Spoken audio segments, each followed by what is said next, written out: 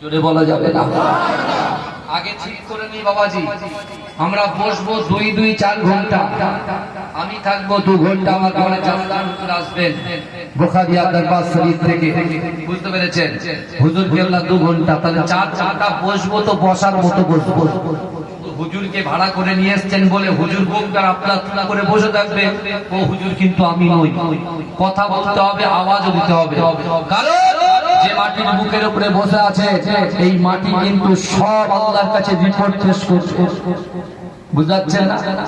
বাড়ি থেকে যখন আপনার মেয়ে আপনার ছেলে বার হয়, আপনি বাপ হিসেবে মনে মনে বলে দেন যে আমার ছেলেটা কলেজে যায়, আমার মেয়েটা কলেজে যায়, অবশ্যই অবশ্যই তোরা একটু দেখিস, রাতের অন্ধকারে বাড়ি আসে যদি সমস্যা হয় নিজের গাড়ি করে তুলে মেয়েটাকে নিয়ে আসিস, ছেলেটাকে নিয়ে আসিস। আর আমাদের রিপোর্ট নেওয়ার জন্য আল্লাহর অগণিত ফেরেশতারা আমাদের পাশে কিন্তু বসে আছে। ভেজাল কিন্তু বাইরে চলবে, ইন দা বাউন্ডারি জান্নাতের বাগানে চলবে না। কারণ আল্লাহর কোরআন বলছে বিসমিল্লাহির রহমানির রহিম ওয়া হুয়া মাকুম আইনামা কুনতুম। আল্লাহ বলছে ও বান্দা তোমরা যেখানে, আমি আল্লাহ সেখানে। জোরে বলো, জোরে বলা যাবে না? সুবহানাল্লাহ। তাকবীর তুলেন তো না রে তাকবীর। পিছনের যুবকগুলো তোমরা দাঁড়িয়ে থাকো, কোনো অসুবিধা নেই, যেও না, ওখানে দাঁড়িয়ে থাকো, কিন্তু গলার আওয়াজটা যেন এখানে পৌঁছায়, গলার আওয়াজটা যেন এখানে পৌঁছায়। একটু তাকবীর দেন না রে তাকবীর, আর একটু জোরে দেন না রে তাকবীর। যে বিশ্ব নবীর মহব্বতে আমরা এখানে বসেছি, সেই রাসূল সাল্লাল্লাহু আলাইহি ওয়াসাল্লাম নিজেই বলছেন, কাদেরকে বলছেন? উম্মতে মুহাম্মাদীকে লক্ষ্য করে বলছেন, হুরিমাতুল জান্নাতু আলা আমবিয়াই হাত্তা আদখুলাহা। দুনিয়ার জমিনে যত পয়গম্বর এসেছে, হযরত আদম থেকে নিয়ে হযরত ঈসা আলাইহিস সালাতু ওয়াস সালাম পর্যন্ত যত পয়গম্বর এসেছে, ওই সকল পয়গম্বরদের জান্নাতে যাওয়া হারাম যতক্ষণ পর্যন্ত আমি রাসূলুল্লাহ আগে দয়ার জান্নাতে না যাব। জোরে বলুন সুবহানাল্লাহ।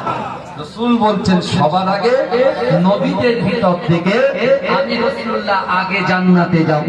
রাসূলুল্লাহ সাহাবা দাঁড়িয়ে গিয়ে আল্লাহ রাসূলকে বলছে, ইয়া রাসূলুল্লাহ, ইয়া হাবিবাল্লাহ, সবার আগে আপনি জান্নাতে চলে যাবে, তো আপনার উম্মতের অবস্থা কি হবে?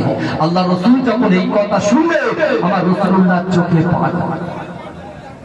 আমার ভাইরা, হে নবী পাকের উম্মতিরা, হে নবী দেওয়ানেরা, বিশ্ব নবী রাসূলুল্লাহ সাল্লাল্লাহু আলাইহি ওয়াসাল্লাম উম্মতকে কত মুহাব্বত করে, উম্মতকে কত ভালোবাসে। হে যুবকেরা, বিশ্ব নবী রাসূলুল্লাহ সাল্লাল্লাহু আলাইহি ওয়াসাল্লাম বললেন, হে আমার সাহাবারা, আমি রাসূলুল্লাহ তোমাদেরকে জানিয়ে দিলাম, হুরিমাতুল জান্নাতু আলা উমামি হাত্তা তাদখুলাহা। দুনিয়ার জমিনে যত পয়গম্বর এসেছে, ওই সকল পয়গম্বর, যত উম্মত এসেছে, বাবা আদম থেকে নিয়ে হযরত ঈসা আলাইহিস সালাতু ওয়াস সালাম পর্যন্ত যত উম্মত এসেছে, ওই সকল উম্মতের জান্নাতে যাওয়া যতক্ষণ পর্যন্ত হারাম, যতক্ষণ পর্যন্ত আমি রাসূলুল্লাহ আমার উম্মত আগে দয়ার জান্নাতে না যাবে।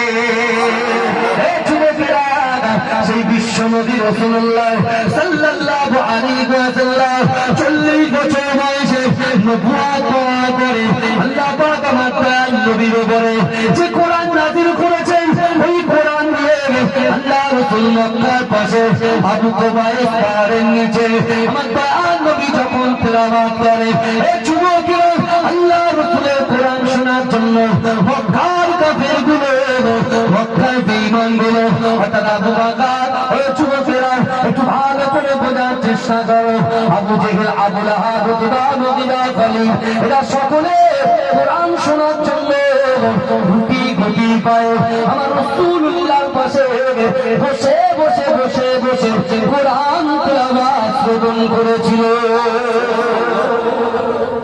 বলুন না, আপনি চিন্তা করুন, কোরআন তেলাওয়াত হচ্ছে মাগরিবের পর, এশার পর। আমরা নবীর উম্মত বলে দাবি করি, ভালো করে বুঝবেন, নবীর উম্মত বলে দাবি করি, আল্লাহকে ভয় করি বলে দাবি করি,